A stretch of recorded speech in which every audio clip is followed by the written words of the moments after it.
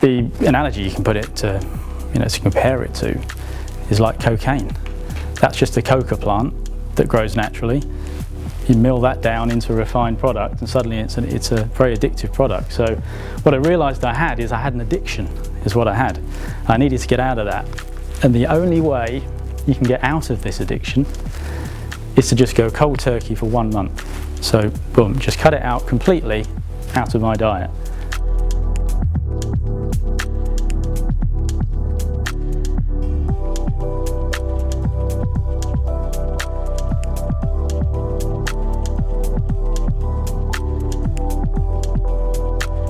Afternoon gents, welcome to my presentation, Energise Your Workday. I'm Matthew Stilwell, Golf Manager of Horton Park Golf Club.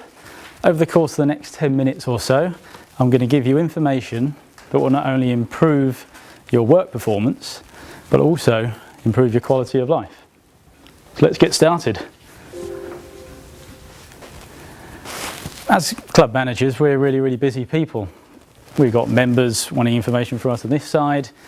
We've got staff over here wanting things. If you're like me, you've got a never-ending to-do list, emails coming out of everywhere. We've heard today, Ed said his club is going from 9 to 5 to being 24 hours. You're probably going to be working a lot of hours. Adam mentioned earlier, did 80 hours last week, I think, which is, a lot of things to do. We're busy people, and that is going to be very tricky to do if you are not feeling 100%, if you're feeling a little bit under the weather, you haven't got that much energy that day, you're not feeling great, that's going to be a really tough job to do. So it'd be really great if you were feeling really good all the time. Average UK sick days each year is 5. Bit of a general stat there, but that would be people getting injured, things like that. But the thing to take from that is a lot of people going to work ill anyway. So you're starting to feel under the weather, you'll go in anyway. You might then take a few days off sick. You may then even, pressures of your work, you come back to work a bit earlier, still not feeling that good. So if you're not fulfilling your potential, then that is going to be a really tough job we're undertaking at the moment. So I'll tell you a little story about what I did to combat this. I always thought I was a really healthy person. I played all sports under the sun when I was a kid. Running tennis. I even did do a bit of surfing. That's why that's up there. I lived in Australia for a few years. Quintessential, active sport. You would have associated people being really healthy with that. Yet I still, now and again, got 3 to 5 days every year. I was a little bit ill.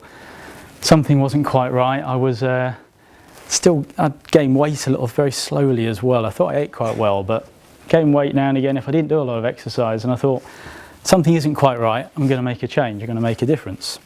So what did I do? I completely cut out refined sugar from my diet. Okay? So I'll say that again, I cut it out completely, refined sugar. So refined sugar is, you've got your sugar cane plant that just grows naturally. If you chewed on that, it's quite a sweet thing, but companies now are harvesting that into the refined sugar product that we know is sugar that we see on tables everywhere. That is actually, at that refined level, that is actually really a drug. It's really quite a potent thing. If you just had a little bit of sugar on its own, it's really powerful. So the analogy you can put it to, to compare it to, is like cocaine. That's just a coca plant that grows naturally. You mill that down into a refined product and suddenly it's a very addictive product. So what I realised I had an addiction, is what I had. I needed to get out of that.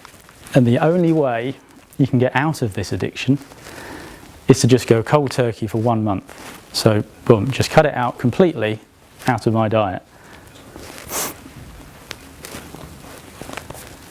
It's quite a hot topic really at the moment. There's a lot of health things in the news.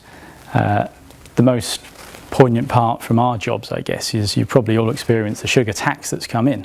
So that's come in on fizzy drinks. Came in about a month ago. This is to obviously tackle the obesity crisis that's out there, and also more and more people are getting type 2 diabetes. Now this isn't I'm not a doctor, this isn't a scientific lecture on those side of things. This is really my story about how this has benefited me, and I believe how it will benefit all of you as well if you wanted to go down this route. If you stop having things that have got sugar in it, then you're going to have to change what you're eating, obviously. So the answer is, what do you actually eat instead? Well, the answer is loads of stuff, all natural food. So lots of these products here and lots of food that you get out there, they've got natural sugars in. So natural sugars are sucrose, fructose, glucose, things like that. You need sugar to live. So you need it to come from a natural place. If you have it from a refined state, then it's going to give you spikes of energy levels all the time, and you're going to go up and down, and there are those health ramifications off the back of it.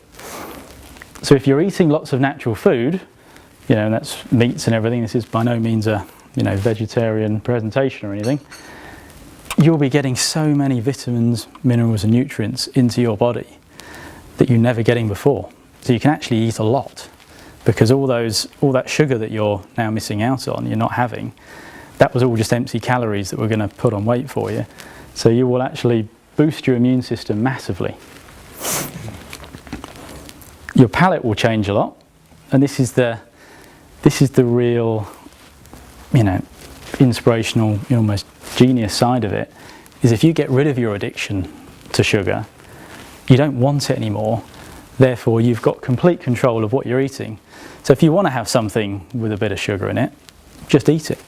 No problem at all. I mean, we had, desserts up there, there's no problem having a little bit of a sugary product, but you won't want much of it because it will taste really, really sweet, and you'll be like, oh, I'll just have half. So instead of being the person that orders a dessert and then finishes someone else, you order one between the two of you and you have a little bit, and you'll be like, that was pretty sweet, that was okay, it's delicious, but it's very sweet, so you don't want too much of it. An example of this came to me after a few months of me doing this. I'd always drank tea. And when I was a kid, I always used to put 2 sugars into it, and then now I don't put any, of course.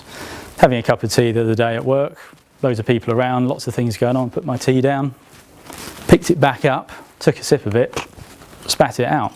I'd picked up the guy next to me, his cup of tea. So how many sugars have you put in there? He goes, 2 sugars. I was like, I couldn't believe that's what it tasted like. It was unbelievable. I was like, that was a very simple way of viewing how much that's really changed. So the outcome of this, for me personally, is that's 18 months ago now since I went sugar-free. 0 sick days, absolutely none, not even close to being ill. Haven't even felt ill once, which wasn't something that I thought would be the outcome of it. It wasn't particularly the reason I was doing it to never be ill, but currently 0 sick days, which I think is amazing. The consistent energy levels through the day, instead of eating something, getting a sugar spike, dropping off an hour later, feeling like you're hungry again, which is called fake hunger, because you feel like you're actually having a sugar drop. You eat again, something sugary, that goes back down. What will happen is you'll overeat, because you're thinking you're hungry, but really you're not. The other outcome is, which surprised me, is I sleep better as well. Don't really need 8 hours sleep anymore. 6-7 hours is fine, and I'll just sleep right through the night. Don't wake up. I don't wake up in the morning thinking, oh, I'm really hungry, I want to eat straight away because I've had a sugar deficit, which certainly good for the household.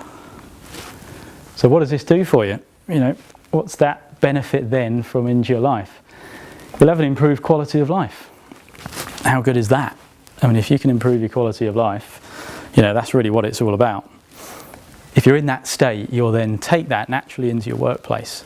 So if you're going into work feeling great, if you're feeling 100% of the time, your work is going to improve, dramatically.